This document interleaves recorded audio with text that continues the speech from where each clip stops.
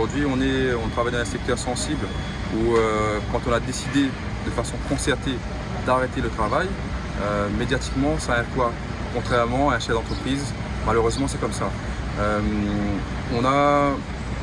Tous les travailleurs aujourd'hui doivent avoir une retraite décente et correcte à un moment donné. Le message qu'on veut faire passer, c'est que ceux qui décident pour nous ont été élus par le peuple. Ils doivent être pour le peuple et par le peuple.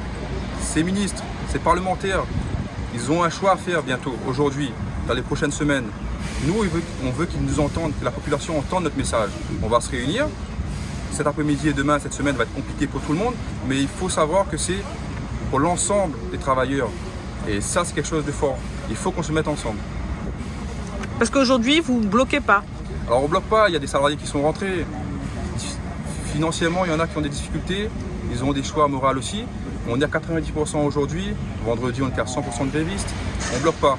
On a fait des contrôles par rapport aux entreprises extérieures, par rapport au papier légal. On a encore du travail à faire là-dessus. Donc il y a certaines entreprises qui n'ont pas pu rentrer, ils n'avaient pas les papiers. Ceux qui ont eu les papiers, ils sont rentrés naturellement. Il n'y a pas eu de blocage. Avec la direction, il n'y a pas d'animosité, il n'y a pas de problème. Donc si aujourd'hui EDF annonce des délestages, c'est pour quelle raison? Et EDF gère son réseau. Nous, aujourd'hui, on représente un quart. Il y en a un souci technique qui est arrivé, malheureusement. Maintenant, chacun, EDF, porte la responsabilité du réseau. On était arrêtés depuis vendredi. Ce week-end, personne n'a été coupé. Ce matin, je ne sais pas s'il y a des gens qui étaient coupés, mais ça tourne sans nous. Il y en a beaucoup pour qui faire un jour de grève, ça pèse tellement sur le budget qu'ils ne peuvent pas se le permettre.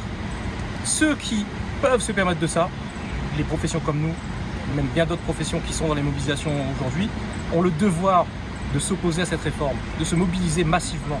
Et c'est ce que nous, on essaye de faire aujourd'hui. C'est pour ça qu'on est là. Moi, il y a des choses qui me touchent, c'est que on a des travailleurs prestataires, sous-traitants chez nous, qui sont des travailleurs plus ou moins précaires, en tout cas avec des très bas salaires, qui nous disent « mais nous, on ne peut pas se permettre une journée de grève. On est à ça près sur notre budget. Donc les gars, vous qui pouvez, tenez bon, parce que si vous gagnez, on gagne tous. »